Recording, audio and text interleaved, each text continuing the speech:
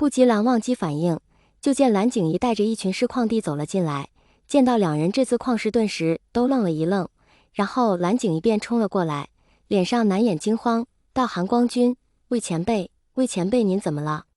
魏无羡却是没空回答他了，跟蓝忘机说完那一句，像是为了回应他的猜测，腹中又传来了一阵疼痛，可以忍受，却也难耐，闭眼忍过这一阵，魏无羡才朝他笑了笑，道：“你们一直念叨的小师矿弟，这下终于要出来了。”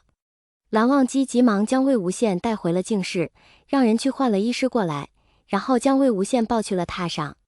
腹中再次传来的疼痛引得他微微蹙眉，一只手稍微用了点力地按在腹上，低头看着腹部，轻声道：“都说惊蛰劫到闻雷声，震醒蛰伏跃冬虫，你也是个小冬虫嘛，听到雷声就要出来了。”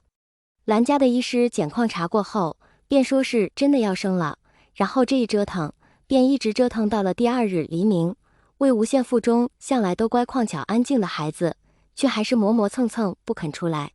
天色渐明，魏无羡躺在榻上，偏过头望了眼坐在身边一直握着他的手，表情显得异常凝重的蓝忘机，抬起一直抓着被子的另一只手，勾起那人落在榻上的一角衣袖捏在手中，低唤了声蓝湛，蓝忘机便马上凑近了身眶子，气息听起来有些不稳，伸手极轻柔地拭去他额上的冷汗，沉声道：“魏婴，就快了。”魏无羡勾了下唇，勉力朝他路况出个笑来，又忍不住深深皱眉，脸色几经变化，终是颤声说道：“好疼，抱抱我。”蓝湛、蓝忘机一言俯下，旷身旷子轻轻环住他。魏无羡微微动了下旷身旷子，往他怀里靠了靠，离得近了，一直萦绕着他的那股淡淡檀香味更重了些，让魏无羡顿时觉得身上稍微舒服了些，又将脸埋进蓝忘机的胸口，默默忍受愈演愈烈的疼痛。蓝忘机静静地抱他了一会儿，忽然听到一声低哼，便感觉怀中那人一下子绷紧了身眶子，抓着他的那只手不断握紧，直到青筋暴起，整个人也跟着用矿力道全身发旷颤。他无言地抱紧怀中人，突然听到怀中传来一声闷闷的明显痛极了的低哑喊声。蓝忘机心里顿时狠狠一颤，这人从阵痛开始到刚才便一直咬牙死撑，最多也只是发出一些低低的呜咽。虽然医师的意思是最好不要喊叫，但蓝忘机却不想他过分忍耐，只是魏无羡一直不肯出声。现在这般定是受不住了，他紧张的想看看那人到底如何，那人却死死抓着他的衣襟不肯露况出脸来。过了好一会儿，怀中那附身矿子才像是陡然抽空了力气般的瘫旷软旷了下来，蓝忘机才赶紧低头查看他的情况。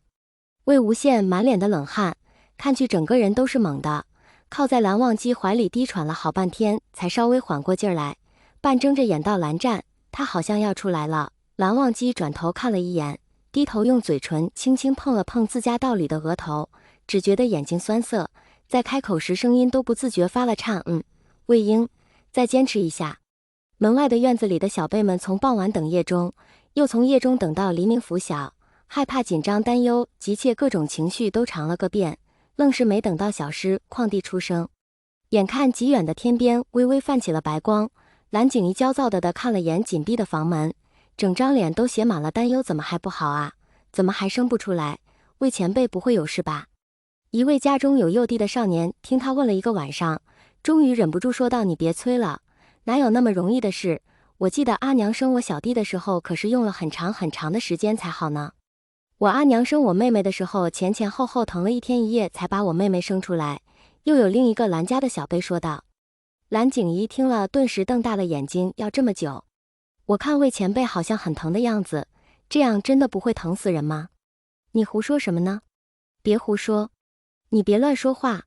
对呀，别乱说。”守在院子里的一众小辈闻言，顿时炸开了锅。被蓝景怡通知过来后，一直默默坐在旁边的蓝丝追见此，连忙拉着蓝景怡坐下：“我们大家都担心魏前辈，你耐心点，再等等，别说话了。”院中于是又安静下来，只是没过多久，突然就听到房框中传来一声绵长而又嘶哑的声旷吟，像是被什么蒙着，听起来闷闷的，声音压得很低，听着隐忍至极也痛苦至极。要不是在场的都是修矿道之人，云深不知处又向来安静，几乎不会有人听到这一声。好不容易安静下来的蓝景怡听到这声音，顿时又跳了起来，满脸惊恐，这么疼，怎么办？怎么办？蓝景怡正念得起劲，突然上下嘴皮粘在一起，说不出话来了。抬头一看，就发现之前一直在耳房熬药的医师老前辈狠狠瞪了他一眼，一挥手就在门外布起了个隔音结界，不让外面的喧哗影响到里面的人。